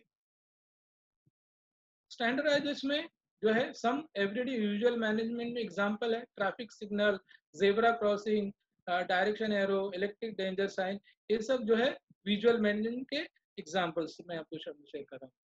Now, the last point is the fires. Fires is the sitsuke, that is a sustain. Sustain is the self-discipline. Sustain क्या है? Self-discipline. A discipline is the core of fires. Discipline is the core of fires. To maintain a discipline, we need to practice and repeat until our culture. देख रहे हैं आप, यानी Fyers अगर ये जो है बहुत ही डिफिकल्ट है। फायर्स जो स्टेप है इसमें आपको डिसिप्लिन चाहिए, सेल्फ डिसिप्लिन, और discipline is a core of five S. To maintain discipline, we need to practice and repeat until they become a work culture. जैसे कि जापानी लोग में एक वर्क कल्चर आ गया। वहाँ की फुटबॉल टीम जो हारी, लेकिन फिर भी वो ड्रेसिंग रूम को सही तरह से रखा रही है। जो फैंस है, टीम हार गई देख रहे हैं, फिर भी जो है वो अपनी चीजों को वहाँ पे डस्ट जो है बॉटल्स है, जो कचरे हैं वो सब कलेक्ट करके डस्टबिन में आ गया, उनको ब्लड में आ गया। ये एक मेन जो है फाइस का थीम है। Everyone need to be maintain five S guideline. हर एक को जो है गाइडलाइन जो बनाए उसको फॉलो करना है। Make it way of life, यानी अपनी जिंदगी का एक हिस्सा बनाना है उसको। Part of health and safety, उसके हेल्थ और सेफ्टी के इसमें होना चाहिए पार्ट में। डेली मॉनिटरिंग फाइस एक्टिविटी को daily monitoring, maintain review standards में जो आपने स्टैंडर्ड बनाया उसको हमेशा रिव्यू होना चाहिए। इन्वॉल्व द होल वर्कफोर्स, सारे लोगों को, जैसे मैंने कहा कि मैनेजर और सुपरवाइजर और स्वीपर, सारे लोग इसके अंदर इन्वॉल्व होना चाहिए। सिर्फ स्वीपर का काम नहीं कि खाली क्लीनिंग करना, एवरीवन शुड बी इन्वॉल्व। फिर train people in five S, five S के लिए हर एक को आप ट्रेनिंग दें, ठीक है। ये एक बहुत जरूरी है कि आप क्या चाहते हैं अपने वर्कमैन से फायर्स के जरिए, वो आपको ट्रेनिंग जरूरी है आपके। Give recognition to the best five S team and individual, यानी आपको उस टीम को, आप जब टीम फॉर्म कर लिया है तो उस टीम को जिसने अच्छा किया है फायर्स के लिए उसको रिकॉग्नाइज करना है, और इंडिविजुअली लेवल पे भी उनको रिकॉग्नाइज करना है। ये आपका सस्टेंस के लिए बहुत जरूरी है। यहाँ पे एक मैंने स्लाइड पर्पसली डाला है कि एक ट्रैफिक सिग्नल है, और वहाँ पे ट्रैफिक सिग्नल पे सारी चीज जो है, यानी गाड़ियां जो है डिसिप्लिन में अपने लाइन पे रुकी हुई है, क्रॉसिंग कर रहा है, यानी हर चीज जो है अपडेट है।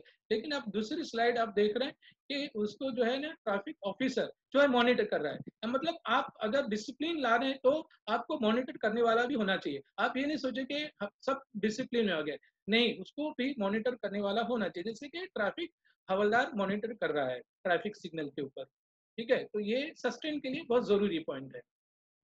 महिंद्रा कंपनी में जो है ये प्लेज जो है लोग शपथ लेते थे काम शुरू करने से पहले कि ये जो है, it shall be my constant effort to maintain my workplace in good order by क्या, sorting out unwanted material promptly and discard them, assessing a place for everything and keep everything in place, keeping my work area neat and clean every day। ये जो है company में जो है हमारे shop floor में अक्सर वर्कमैन जो है इसके ऊपर प्लेज लेते थे। और ये पहले 3 एस है, यानी शॉर्ट, बाद में फिर सेट इन ऑर्डर और शाइन, इसके ऊपर लोग हमेशा प्लेज लेके काम करते थे। At the end of the work day, day के आखिरी में लोगों को क्या मिलेगा, तो लोगों को ये मिलेगा neat and clean work place, smooth working environment मिलेगा, सेफ्टी जो है इंक्रीज होगी वहाँ पे, प्रोडक्टिविटी इंप्रूव होगा, क्वालिटी इंप्रूव होगा, वेस्टेज डिक्रीज होगा, मशीन मेंटेनेंस इंप्रूव होगा, एम्प्लॉय मोटिवेटेड होगा, वर्क स्टेशन बिकम स्पेसियस। ये एंड ऑफ द डे। और फाइनल क्या है, customer satisfaction, employ satisfaction, that is the main. किसी भी कंपनी के लिए ये 2 चीज फैक्टर इंपॉर्टेंट है, कस्टमर सेटिस्फैक्शन, एम्प्लॉय। अगर ये दोनों किसी कंपनी का सेटिस्फाई है तो उस कंपनी को प्रोग्रेस होने के लिए कोई, सक्सेस होने के लिए कोई नहीं रोक सकता है, ठीक है। ये एक मतलब मैं मंत्रा कहूंगा किसी भी कंपनी के लिए, कस्टमर सेटिस्फैक्शन और एम्प्लॉय सेटिस्फैक्शन। अब इसको इम्प्लीमेंट करना है, तो इम्प्लीमेंट करने के लिए क्या पॉइंट्स है आपको ध्यान में रखना है। तो फर्स्ट पॉइंट है, start with management inauguration ceremony, यानी आप ये जो फाइल्स को जस्ट बोल दिया ऐसा नहीं, इनॉग्रेशन सेरेमनी की तरफ पे होना चाहिए। लोगों को इसकी इंपॉर्टेंस पता होना चाहिए कि आप फाइल्स को अपनी कंपनी में इम्प्लीमेंट करने जा रहे हैं, ठीक है। Provide classroom training to all employ in batches and engineer and workers, हर एक को जो है ट्रेनिंग मिलनी चाहिए फाइल्स की कि कंपनी क्या चाहती है अपने एम्प्लॉय से। Announce the budget for the files activity के लिए, फाइल्स के लिए एक बजट आपको बनाना है कि मैं इतना इसके लिए खर्चा करूंगा। Form zone, zone wise team and team leader, आपको टीम लीडर उसके अंदर फाइल्स का जो है बनाना है, और जोन वाइज सारे चीज को डिवाइड करना है। यानी असेंबली एरिया है तो उसको एक अलग जोन है, मशीन एरिया है तो अलग जोन है, ठीक है, डिस्पैच एरिया है तो अलग जोन है। हर एक जोन एक आपको अपनी कंपनी में आपको बनाना है, ठीक है। Announce the time slot for the files activity, यानी उसके लिए टाइम देना है स्लॉट, कि कभी भी कोई काम नहीं है, हर काम का एक वक्त होना चाहिए और उसी वक्त पे वो काम होना चाहिए, और उसके पर वो डिसिप्लिन बहुत इंपॉर्टेंट है यहाँ पर। Take photos before activity start, जब भी आप ये काम शुरू करें तो उसकी फोटो ले लें कंपेयर करने के लिए बिफोर आफ्टर क्या रहा।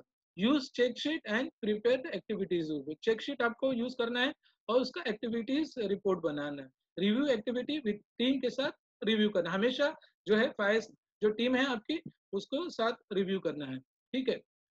Prepare audit plan for the each zone, हर एक जोन का ऑडिट प्लान होना चाहिए। Clear, declare auditor name for the zone wise, यानी विद इन द टीम जो है वो ऑडिटर आपका नाम डिक्लेयर होना चाहिए और उसको ऑडिट की जिम्मेदारी होना चाहिए।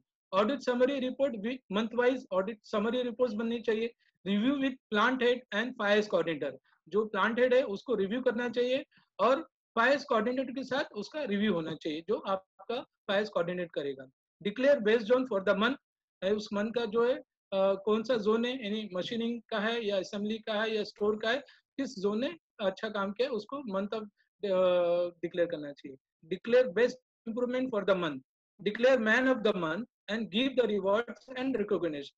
ये सब जो है आपको फाइल्स जब एक्टिविटी आपके कंपनी में स्टार्ट हो तो ये भी जरूरी है, रिवॉर्ड्स एंड रिकॉग्निशन कि लोग जो है जब इनको रिवॉर्ड आप देंगे, रिकॉग्नाइज करेंगे तो ये एक मोटिवेशनल है हर कंपनी के एम्प्लॉयज के लिए और उसके अंदर वो और दिल लगा के काम करेगा। तो ये रहा मेरा presentation. Thank you, all the best.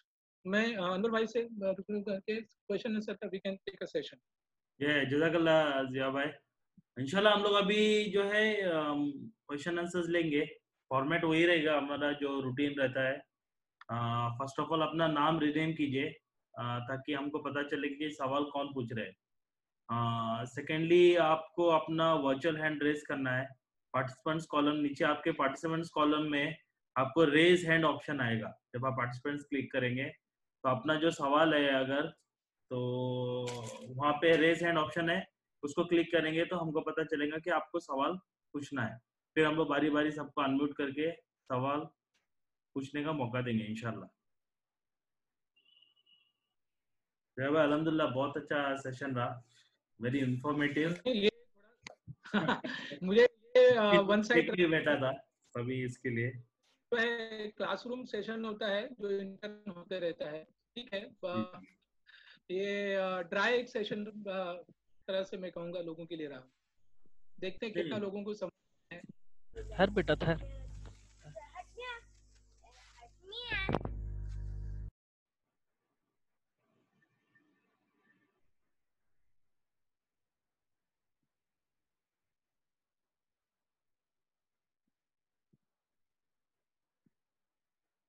Question answers के लिए भी ओपन है, आप लोग पूछ सकते हैं क्वेश्चन आंसर।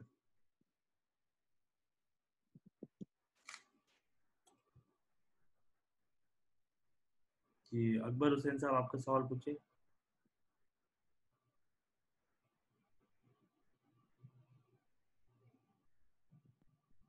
अकबर हुसैन साहब। अस्सलाम वालेकुम। वालेकुम सलाम। सब ये बड़ी ऑर्गेनाइजेशन के लिए तो आपका पूरा फाइएस या काइजन वगैरह सब अप्लीक हो सकता है। छोटी ऑर्गेनाइजेशन, छोटे बिजनेस के लिए, छोटी इंडस्ट्री के लिए इसको एप्लीकेशन कैसे हो सकता है? ये देखिए एक गलत मेथोलॉजी है ये। ऐसा नहीं कि सिर्फ बड़े ऑर्गेनाइजेशन के लिए, छोटे ऑर्गेनाइजेशन के लिए भी है। ये जो है आपने पूरे स्लाइड में देखो तो ये क्या है, बेसिक हमारे रख रखाव है। हमारे डेली जो है हम लोग रोज अपने कंपनी में जो है और घर में भी जो है आप किचन में देखेंगे तो साफ सफाई होनी चाहिए, चीजों को सही तरह से ऑर्गेनाइज करके रखना चाहिए, समझे ना। उसको जो है स्टैंडर्ड्स जो है आपने प्रैक्टिस करना चाहिए। ये सिर्फ बड़े ऑर्गेनाइजेशन ही है, छोटे ऑर्गेनाइजेशन के लिए भाई आप ये मत सोचिए कि सिर्फ बड़े ऑर्गेनाइजेशन कर सकते हैं। आप जो है हर चीज को अगर अपने हिसाब जो रिक्वायरमेंट है उस हिसाब से, यानी place for everything, everything on its place, ये कंसेप्ट पे आप करेंगे तो ऐसा नहीं कि आप को लगेगा कि ये हमारे लिए नहीं, ये हम सब के लिए है, हर ये डेली यूज के लिए है, ये सिर्फ बड़ी कंपनी के लिए नहीं। ये जो मिथ है वो हमारे जहन से निकालना चाहिए। ठीक है, जज़ाकल्लाह। जी जैसा साहब, ये जो हम लोग डिसिप्लिन और इसकी जो बात करते हैं ना स्टाफ के साथ, स्टाफ बहुत सारे टाइम में they take things as already they are overloaded, they are burdened, overburdened. उनका एटीट्यूड में बहुत ज्यादा हमेशा मतलब लेजीनेस, टेक इट इजी, इस टाइप का एटीट्यूड हमेशा रहता है। और टू ट्रेन स्टाफ, देखो अगर ऐसे स्टाफ को हम लोग निकालते भी है तो दूसरे स्टाफ को लेके ट्रेन करना, it becomes again extra burden on ourselves. Correct. इसको कैसे हैंडल किया जाए? ये देखिए ये हर कंपनी का एक जो है ड्रॉबैक होता है। ऐसा नहीं कि हमारी महिंद्रा कंपनी में भी मैं था तो हाँ वहाँ पे भी जो है नए इंजीनियर्स आते थे हमारे साथ, जो है साल भर 2 साल काम करते थे चले, तो एक जो है हो जाता है। लेकिन कई कंपनी में मैंने देखा है जहाँ पे छोटा ऑर्गेनाइजेशन है, वहाँ पे 20-25 साल से भी लोग हैं, तो उसमें क्या है कि ऑर्गेनाइजेशन उनको अपना एक परिवार की तरह ट्रीट करती है, उनकी जो रिक्वायरमेंट है उनको अंडरस्टैंडिंग करती है, ठीक है। वो अपने एम्प्लॉयज की जो केयर है वो करती है, उनके जो है जो अगर आप कभी पढ़े होंगे, Tata the one of the या ऑर्गेनाइजेशन जो एम्प्लॉय केयर में पूरे वर्ल्ड में 3rd नंबर पे आती है। उनके एम्प्लॉयर का जो है जो छोड़ने के रेट है वो सबसे कम है। वो अपने एम्प्लॉय को केयर करती है। तो जब आपने एम्प्लॉय को उसको एक कॉन्फिडेंट दिया कि भाई आप हमारे साथ जुड़ोगे तो आपकी पूरी तरह से देख रेख हम करेंगे, आपके यहाँ तक कि आपकी फैमिली की भी। इसलिए आप देखोगे टाटा कंपनी के बहुत सारे जो है ना वो एनजीओ टाइप के जो है ये काम चलते हैं उनके एम्प्लॉयज के लिए, फैमिलीज के लिए। वो हर जो है क्या बोलते हैं उसको, हॉस्पिटल्स है या वर्किंग सोशल एक्टिविटीज के लिए। तो ये प्लस पॉइंट रहता है एम्प्लॉयज को रिटेंशन करने के लिए। हो सकता है ये इसके ऊपर आप गौर करें। एम्प्लॉय पहले तो आप देखें कि एम्प्लॉय क्यों छोड़ रहा है, क्या चाहता है आपसे आपका एम्प्लॉय, और उसको जो है अगर कि ये अनवर भाई, अगर आपके एम्प्लॉयज को आप जितना पे कर रहे हैं उससे ज्यादा पे मिलेगा तो डेफिनेटली वो छोड़ के जाएगा ही। लेकिन अगर वो आपके यहाँ पे रुकने का एक वजह ये भी होगा कि आप उसको जो है एक फैमिली की तरह ट्रीट कर रहे हैं, उसको एक अपॉर्चुनिटी प्रोवाइड करें कि ये आप अगर मेरे साथ आप ज्वाइन रहोगे तो आपका ग्रोथ हमारे साथ भी होगा। ये अगर आप उसको कॉन्फिडेंट दे दे तो इंशाल्लाह उसमें वो छोड़ के नहीं जाएगा, जहाँ तक मेरा एक्सपीरियंस है। कि मोहम्मद रफीक साहब आपका सवाल पूछिए।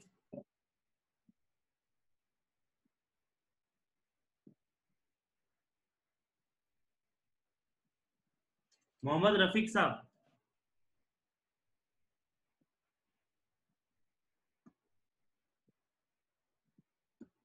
मोहम्मद रफीक साहब, मुबीन खान साहब,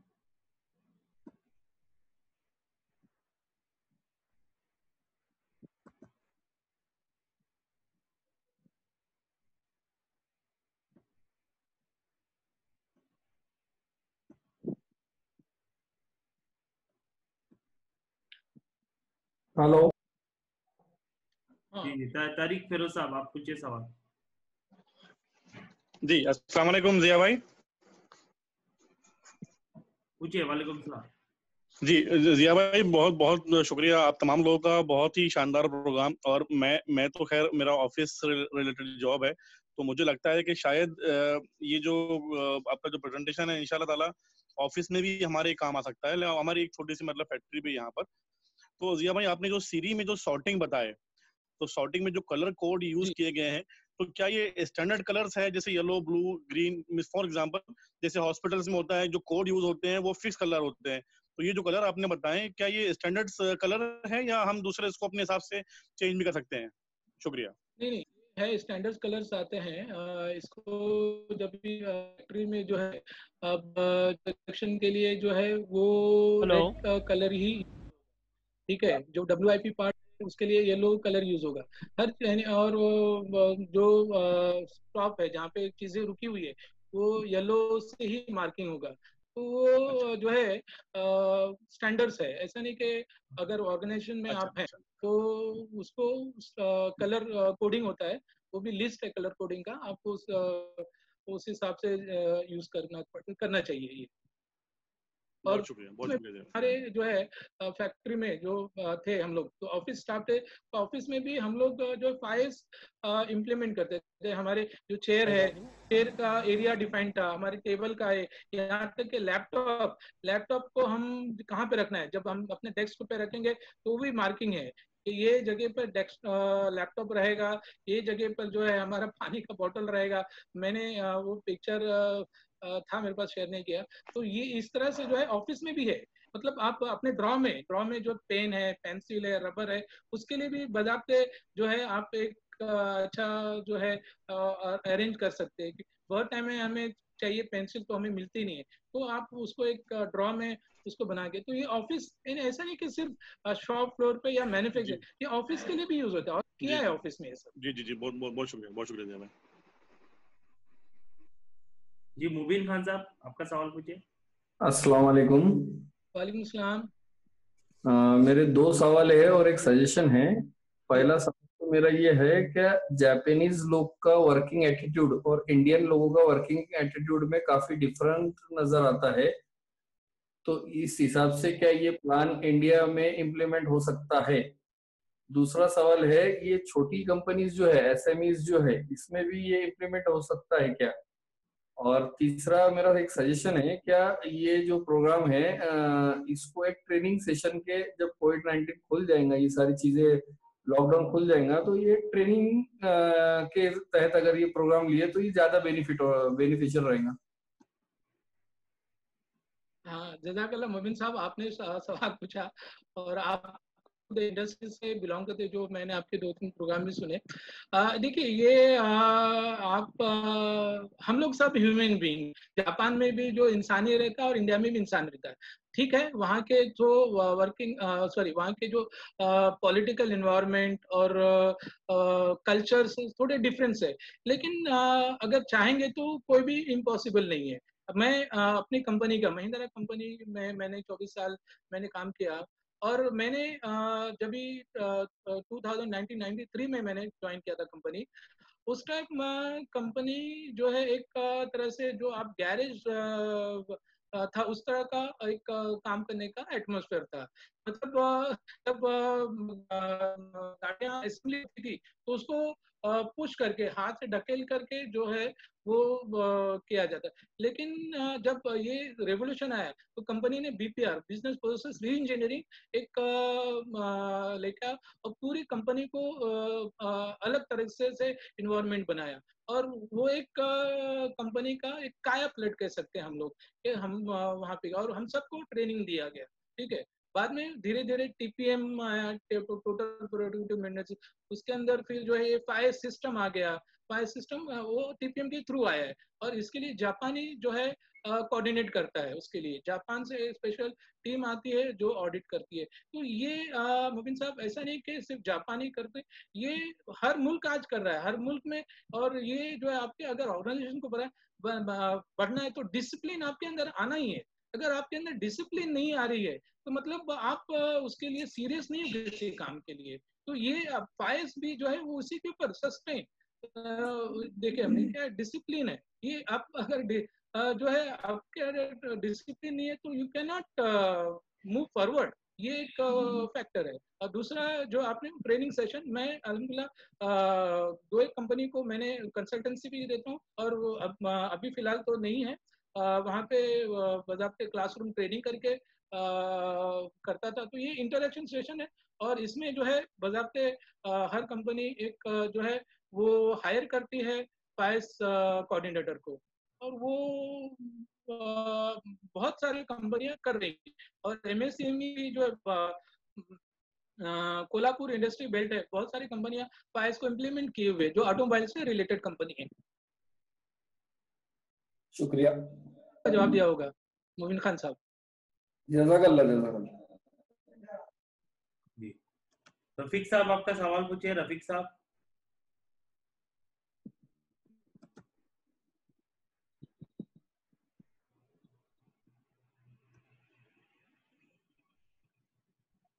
रफीक साहब आपका अनम्यूट नहीं हो रहा है, देखिए। अफजल भाई। जी अस्सलाम वालेकुम, मेरी आवाज आ रही है? जी जी जी जी जी। तो अभी ये ज़ियाउद्दीन भाई से करीब 15 साल पहले ज़ियाउद्दीन भाई फैक्ट्री पे आए थे वसी में। पहली बार मैंने जो फायर्स का नाम सुना था तो कुछ नोट्स दिए थे, अभी तक मेरे पास है। आवाज कट रही है। आवाज कट रही है? सुनने में नहीं आ रहा है कोई। अच्छा अच्छा, आवाज नहीं आ रही, ठीक है। आ रही है। तो मैं ये कह रहा था, अभी डिस्कशन हो रहा है ना कि ये छोटे कंपनी के लिए, बड़े कंपनी के लिए। मैं अगर छोटी से छोटी कंपनी हो, आज से करीब जब पहली बार जिया भाई से मुलाकात हुई थी जो नोट्स दिया था, तो सब छोटी सी फैक्ट्री थी, लेकिन लिटरली वो नोट्स के हिसाब से मुझे स्टोर में गया, फ्लोर में गया, इतनी सारी चीजें मुझे गैर जरूरी नजर आई ना, लिटरली मैं कह रहा हूँ, ऐसा लग रहा था खाली। तो इसके लिए बहुत बड़ा हाई मतलब ट्रेनिंग सेशन हो, ये हो, जरूरी भी नहीं है। एक सोच लेके हम उतरे ना, अपने आसपास देखें, टेबल देखें, फाइल देखें, तो फौरी तौर पर ये ऐसी चीज है कि आप इमीडिएट इंप्लीमेंट करेंगे ना, कल अगर आप शॉप फ्लोर उतर जाएं या ऑफिस देख लें, तो इसका इमीडिएट फायदा भी होगा। हाँ, ये और बात है कि अगर उसको बड़े लेवल पर करना है, ट्रेनिंग करना है, वर्कर्स की काउंसलिंग करना है, मेंटेन करना है, तो उसके लिए एक अलग लेवल जाना है, लेकिन इसको इमीडिएट इंप्लीमेंटेशन छोटे लेवल पर भी हो सकता है। ये मैं प्रैक्टिकली इंप्लीमेंट किया। हाँ, मसला कहाँ आता है कि एक जोश में आते हैं हम लोग, जैसे मैं अपना बता रहा हूँ कि हमने सब सेट कर दिया, लेकिन धीरे धीरे धीरे फिर वैसे सब चीजें शुरू होता है। अब वो रेगुलर मेंटेन करना, वो थोड़ा सा एक चैलेंज है। तो उसको हमको ठीक है, जो प्रोसीजर्स हैं, स्टैंडर्डाइजेशन, वो अगला जो 4 और 5 इयर्स है, स्टैंडर्डाइजेशन और डिसिप्लिन, वो लास्ट दो जो है ना, उसके लिए हमको जो हेड है, आप मालिक हैं, मैनेजर हैं, आप थोड़ा सा अपने डिसिप्लिन लाएंगे ना, तो वो चीजें हो सकती हैं। लेकिन ये कहना कि बड़ी कंपनी के लिए ऐसा नहीं है, छोटी कंपनी में भी हो सकता है। और ये ज्यादा दिन बोले किचन में भी ट्राई करें, तो बहरहाल मैं बोलूंगा भूल के भी किचन में ट्राई मत करिएगा, मसाइल पैदा हो जाएगा। नहीं बहरहाल तो किचन छोड़ के बाकी हर जगह ट्राई कर ले, इंशाल्लाह फायदा होगा। नहीं अफजल भाई, ये मैंने जस्ट ऐसा नहीं बोला था।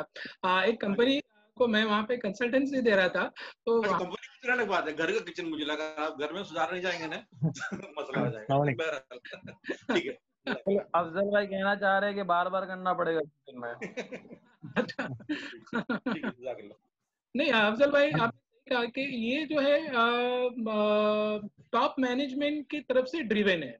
आप चाहेंगे कि मेरे वर्कमैन हमेशा डिसिप्लिन में काम, तो नहीं हो पाएगा, तो टॉप मैनेजमेंट इन्वॉल्व नहीं होगी। और मैं महिंद्रा कंपनी की बात करूं कि हमारे टॉप मैनेजमेंट इन्वॉल्व होते थे, और बजाते जो है जो वो जापानी कंसल्टेंट था, वो जब भी उसका डेट होता था आने का, तो हमारी टॉप मैनेजमेंट जो है, हर आदमी जो नीचे आके जो है शॉप पे, वो अपने टाइम स्लॉट के ऊपर आ जाते थे और वर्कमैन को ढूंढते थे, उनके जो पार्टनर है जो उनको ढूंढते थे, भैया कहाँ हो तुम, चलो हम करेंगे। तो ये जो है टॉप से ड्रिवन है, ये बॉटम ड्रिवन नहीं है टेक्निक, ये टॉप ड्रिवन टेक्निक है। जी, अस्सलाम वालेकुम। वालेकुम सलाम। हाँ जिया साहब, ये अभी वॉइस क्लियर है ना, मेरा आवाज आ रहा है ना? हाँ जी जी जी रफीक जी। एक्चुअली क्या ये मतलब मैं बहुत पहले से कोशिश कर रहा था कि इसको इम्प्लीमेंट करने के लिए, मगर मेरे को कुछ स्टेप बाय स्टेप गाइड नहीं मिली। तो मैं फोकस करता हूँ एक सेक्टर पे, वो उसको थोड़ा स्ट्रीमलाइन करने के बाद में फिर दूसरे पे करता हूँ, तो जो है फिर वो पहला वाला जो है फिर पहले जैसा हो जाता। तो कुछ ऐसा कि मतलब साइमल्टेनियसली मैं पूरों पे एक साथ काम कर सकूं, जैसे कि मतलब वर्कशॉप भी क्लीन हो और जो है शाइन वाला भी हो और टूल्स भी टाइडी हो एक जगह पे, और ये कंटिन्यूस प्रोसेस है इसमें, मतलब जो है ना जरा थोड़ा सा नेग्लेक्ट करेगी वो जो है ना फिर पूरा पहले वाली हालत में आ जा रहा। ये वापस घूम फिर के हम वहीं पे आ रहे हैं, डिसिप्लिन। ये जो है डिसिप्लिन जो है बहुत बड़ा मैटर है। पहले ही जो है ना, आप पहले 3 एज जो है वो बहुत इजीली लोग कर लेते हैं हर जगह, लेकिन बाद में फिर उसका स्टैंडर्ड बनाना और उसको सस्टेन करना, that is the main part. ये कहाँ से आएगा? आपके विद इन, आपके अंदर से आना चाहिए कि भाई मेरे कंपनी में जो है ये जो है मैं करूंगा और मेरे साथ मेरे जो है एम्प्लॉय वो करेंगे, ठीक है ना। जब तक आपके अंदर से नहीं आती है, तो ये ऐसा ही चलता रहेगा, हमेशा ऐसा ही चलता रहेगा। और ये जापानी लोग ने करके दिखाया। आपको मैंने जो शेयर किया है वो फुटबॉल टीम का, आप उससे सबक लेना। हम लोग फुटबॉल टीम जो है वो सेकंड राउंड में अभी, यानी कहीं दूर की बात नहीं, 2018 अभी भी जो है, आप इंटरनेट पे जाएंगे, सर्च करेंगे, तो मैंने इंटरनेट से किया सब, क्योंकि उस वक्त मैंने उसका वीडियो देखा था, तो व्हाट्सएप पे आया था, तो मैंने सोचा कि ट्रेनिंग प्रोग्राम में क्यों नहीं मैं डालूं। तो ये उनके कल्चर में आ गया था, ब्लड में आ गया था, क्लीनिनेस, ठीक है ना। ये जब तक आप अंदर अपने अंदर से नहीं करेंगे, मुश्किल है, मुश्किल है। मतलब जब तक मैं देखता हूँ, टोकता हूँ और भी फिर जो है उस पर लेक्चर भी देता हूँ कि मतलब इस तरह से रहो भाई, आपके लिए भी अच्छा है, हमारे लिए भी अच्छा है, एक्सीडेंट फ्री रहेंगे हम। मगर जैसा हम हटे तो जो है ना फिर वो ये उस पे आ जाते हैं वो लोग, अपने उनके मतलब जो स्टाइल है उसी पे आ जाते हैं। जैसे सेफ्टी शूज पहनना मस्ट है, उसके बिना जो है ना प्लांट में आना नहीं, ये सब करता हूँ। फिर जैसा हटेंगे तो वहां पे एक स्लीपर भी रहेगी और फिर वो जल्दी शूज उतार कर स्लीपर पहन के काम करेगा। ये वाला कल्चर जा रहा नहीं, कितना कोशिश करने के बावजूद। तो रिवॉर्ड वगैरह का भी सोचा मगर हुआ नहीं वो। हाँ, मोटिवेशनल फैक्टर आएगा आप यहाँ पे कि आप एम्प्लॉयज को कैसे मोटिवेट करते हैं। ये भी बहुत जो है ऑर्गेनाइजेशन के लिए बड़ा ये है कि आपके एम्प्लॉयज जो है वो हमेशा जो है मोटिवेटेड रहें, आपके कंपनी के लिए लॉयल रहें। तो उसको आपको समझना पड़ेगा आपके ऑर्गेनाइजेशन के हिसाब से कि मैं क्या ऐसा अपने एम्प्लॉयज के लिए करूं कि वो मोटिवेटेड रहे। ये मैं आपके लिए सजेस्ट कर सकता हूँ। मोटिवेशन के फैक्टर क्या आपका काम आएगा वहाँ पे एम्प्लॉयज के लिए। जी इंशाल्लाह ये भी करके का देखता हूँ इंशाल्लाह। हाँ इंशाल्लाह।